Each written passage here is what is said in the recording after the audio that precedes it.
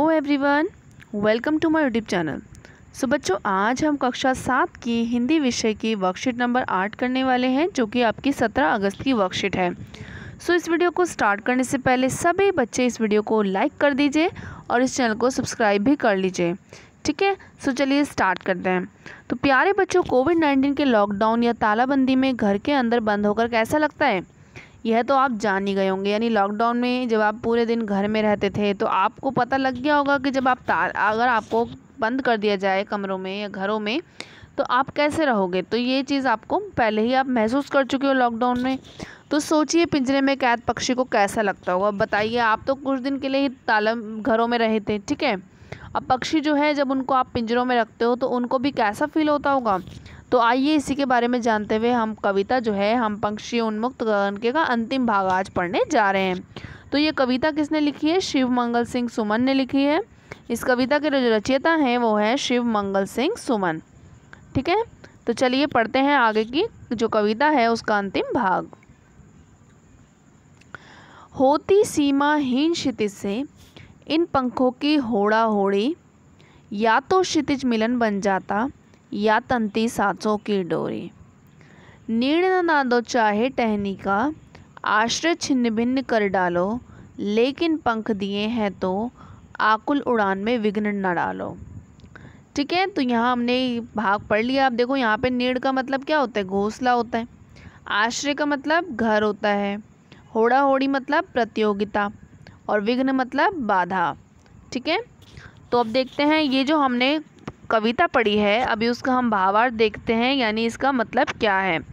तो इस लाइन में कवि कहते हैं कि सीमाहीन आसमान में उड़ते हुए पक्षियों के पंखों में एक होड़ सी लग जाती है, यानी सब आपस में प्रतियोगिता करने लग जाते हैं कि वे आसमान की उस सीमा को छू लेना चाहते हैं।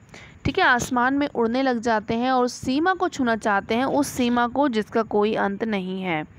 ठीक है, वे आसमान को छूने की इच्छा रखते हैं, चाहे फिर इसके लिए उन्हें प्राण ही क्यों ना गंवाने पड़े। यानी उनकी इच्छा क्या है कि वो आसमान को छूना चाहते हैं, इसके लिए चाहे उनको अपने प्राण ही क्यों ना गंवाने पड़े, लेकिन वो आसमान की जो सीमा है उसको छूना चाहते हैं। पक्षी कहते हैं चाहे उन्हें घोंसले बनाने के लिए पेड़ की डाली मत दो, चाहे रहने का स्थान भी उनका तोड़ डालो, परंतु भगवान ने उन्हें उड़ने के लिए जो पंख दिए हैं, तो हमारी उड़ान में किसी भी तरह की जो बाधा है, रोक टोक जो है, वो आप मत डालो। ठीक है, तो पक्षियों की जो है ये इच्छा है। तो आगे देखते हैं, हमने क्वेश्चन आंसर दिए हुए हैं उसको करेंगे।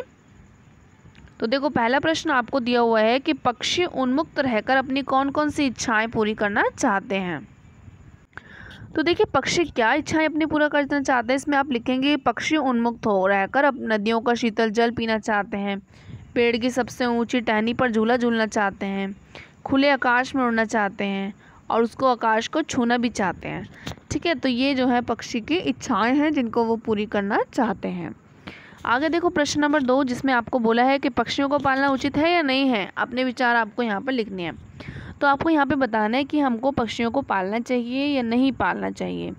तो देखिए, हमको पक्षियों को नहीं पालना चाहिए, क्योंकि स्वतंत्रता उनका भी अधिकार होता है। जैसे हम जो है स्वतंत्र रहना चाहते हैं, तो ऐसे पक्षी भी स्वतंत्र रहना चाहते हैं, उनको भी बंधन में रहना बिल्कुल भी अच्छा नहीं लगता है। ठीक है, तो आगे देखते हैं प्रश्न नंबर 3। प्रश्न नंबर 3 में आपसे बोला है कि इन शब्दों के आपको वाक्य बनाने हैं। तो पहला शब्द आपको दिया हुआ है घोंसला। ठीक है, घोंसला का आप वाक्य बना सकते हो, पेड़ पर घोंसला है।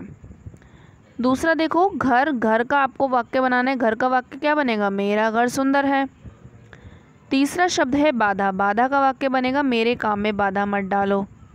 ठीक है, लास्ट जो आपका शब्द है वो है प्रतियोगिता, प्रतियोगिता का आप वाक्य बना सकते हो कि आज विद्यालय में प्रतियोगिता है।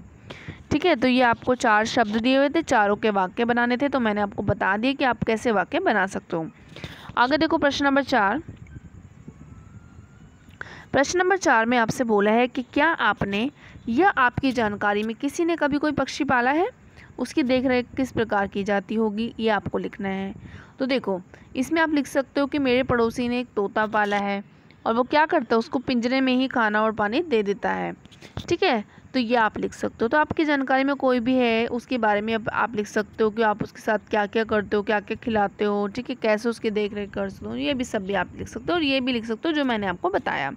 ठीक है। मेरे पड़ोसी ने एक तोता पाला है, वह उसको पिंजरे में ही खाना और पानी देता है। तो इस तरीके से इस वर्कशीट में 4 प्रश्न आए थे। चारों को प्रश्नों का उत्तर मैंने आपको समझा दिए हैं। जाने से पहले वीडियो को लाइक और चैनल को सब्सक्राइब करना मत भूलना।